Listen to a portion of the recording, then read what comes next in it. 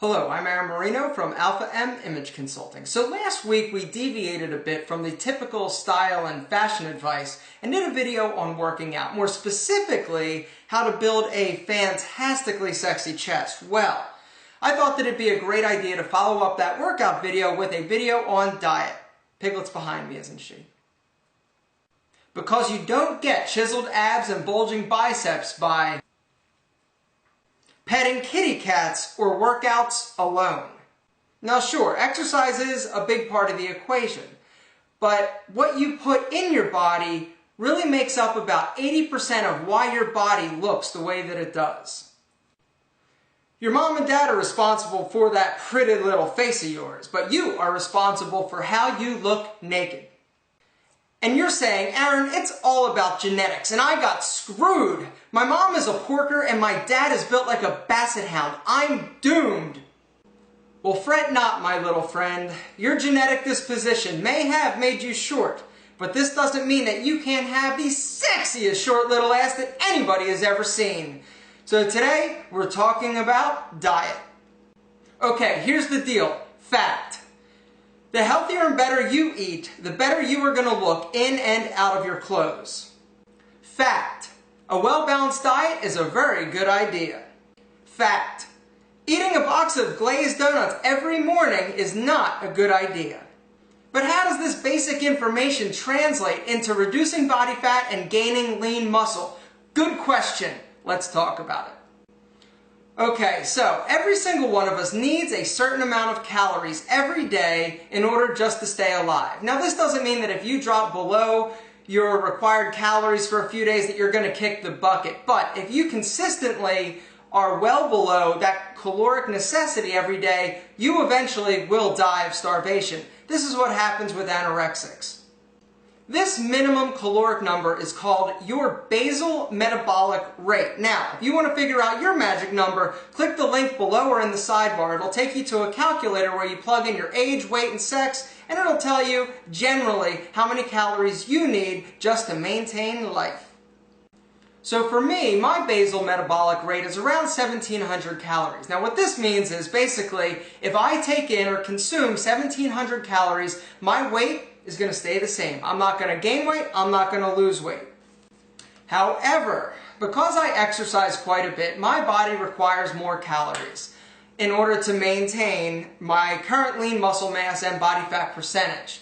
The BMR is calculated basically by somebody who's got an average activity level, which generally is pretty low. And so if you exercise more, you're going to require more calories. For the sake of this video, we're going to assume I need around 2,500 calories due to my activity level.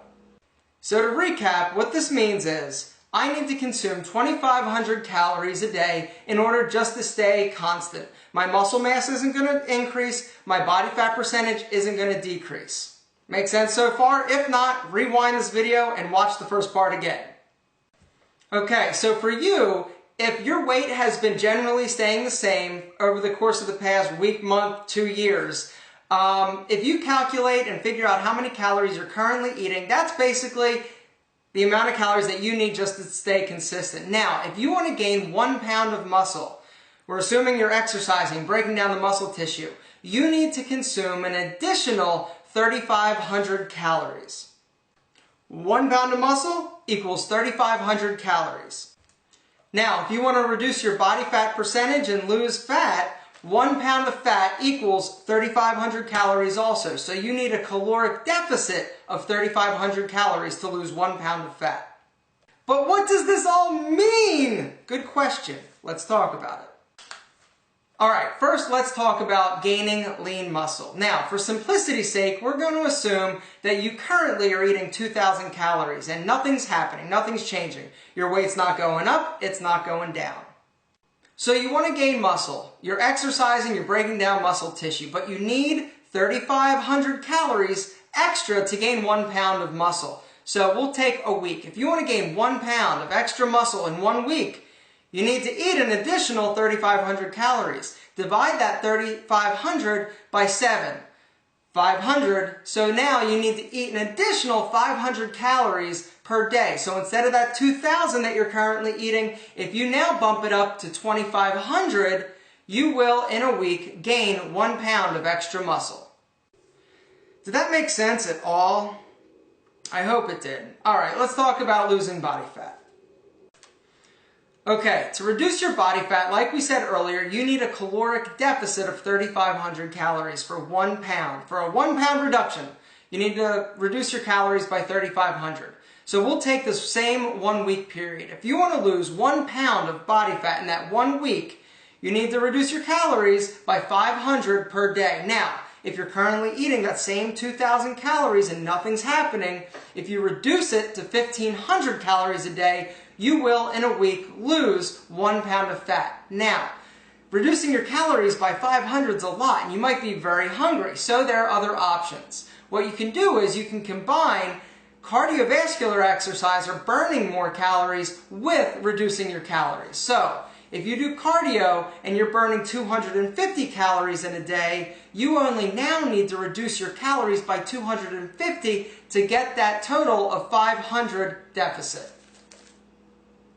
Are you confused now? I am. Huh? Now, if that isn't enough to confuse you, let's now talk about eating clean. The truth is that if you really want to change the way your body looks out and in clothes, you need to eat as clean of a diet as possible. In a clean diet, you're getting the majority of your calories from wholesome foods, and you're minimizing the amount of processed foods that you're consuming. A clean diet derives the majority of its calories from whole grains, lean proteins, essential fatty acids, fruits, and vegetables. And once you start eating a cleaner diet, what you're going to notice, aside from that you're going to have a little bit of extra gas from all the fiber, is that you're going to have a much larger quantity of food to consume. And as an example, let's talk about me and my diet. A day in the life of Aaron's diet. Well, I eat 2,500 calories a day. That's what I need just to maintain, not gain muscle, not lose body fat. 2,500 calories. Now, 2,500 calories. I could get 2,500 calories pretty easy from eating crappy food, like this.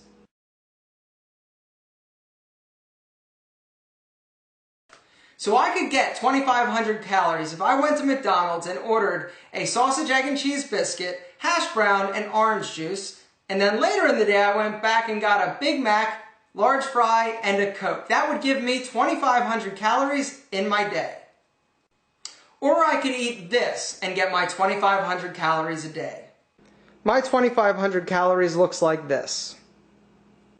Meal 1 generally consists of 9 egg whites, an apple, 3/4 of a cup of oatmeal, and 1 scoop of protein powder. My second meal of the day generally consists of 8 ounces of lean protein, a sweet potato, 3/4 of a cup of some kind of legume or bean, string beans, a cup, and a vegetable, either a cucumber, green pepper, broccoli, something of that nature. Meal 3 is generally a whole head of celery, a grapefruit, half a cup of almonds, half a cup of Fiber One cereal, and a scoop of protein powder.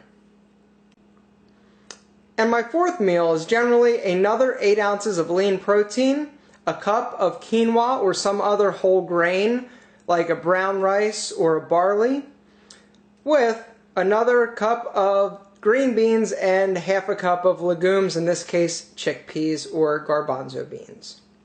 And if I have a sweet tooth before I go to bed, generally I will make myself my famous chocolate oatmeal. Half a cup of oatmeal with water, and then stir in 1 scoop of chocolate protein, and it is delicious. So there you have it. That's essentially what I eat on a daily basis. Not real exciting, but very healthy, and it is effective for losing body fat along with giving your body the fuel it needs to build lean muscle. So now I'd like to wrap this video up and sort of debunk some of the myths and things that I hear people talk about as far as diet and nutrition is concerned.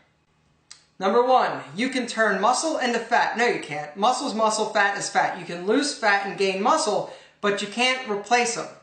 The other thing in relation to muscle and fat is that muscle weighs more than fat. No, it doesn't. A pound of muscle is a pound of muscle. A pound of fat is a pound of fat. They both weigh a pound, but A pound of muscle is about the size of an apple.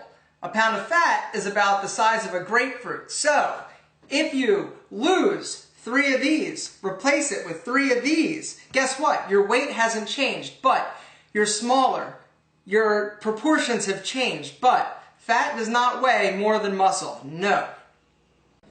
So let's talk about supplements just for a second before we go. I used to own a nutrition store, and I've learned quite a bit over the years. Little tidbit of information. All those muscle magazines and fitness magazines, they're owned by supplement companies. Yeah, so they're putting all these crazy advertisements of the supplements doing X, Y, and Z for you, and you're going to get fantastic results. The majority of these products are absolute BS. People ask me, Aaron, what supplements do you take? The number one supplement that I take that helps me with my fitness, diet, and life is a quality multivitamin. If you're not getting the essential nutrients that you need, you're wasting your time taking your creatine, your glutamine, your this, your that. Take a multivitamin. This is what you need. Once you have the basics out of the way, it's a good idea to add some other nutrients. I take essential fatty acids, which are the good fat, omega-3, omega-6, omega-9. I take CLA, which is another conjugated linoleic acid, which is fat. If you haven't heard about the benefits of CLA, do a Google search of benefits, CLA. It's pretty awesome stuff. And I take a host of other vitamins, C, zinc, A, D, E, all sorts of stuff. I don't take any creatine. I don't take any of the muscle mass builders or anything like that. I eat food. It's better for me, I feel better, and it saves the wallet. This was one of the hardest videos that I've done because I've had to try and explain things that were a little bit more technical than as opposed to like wear low-rise pants. Anyway, I hope you got something from this. If you didn't, I'm sorry. Next week I've got a great video planned, so I hope to see you then. Bye-bye.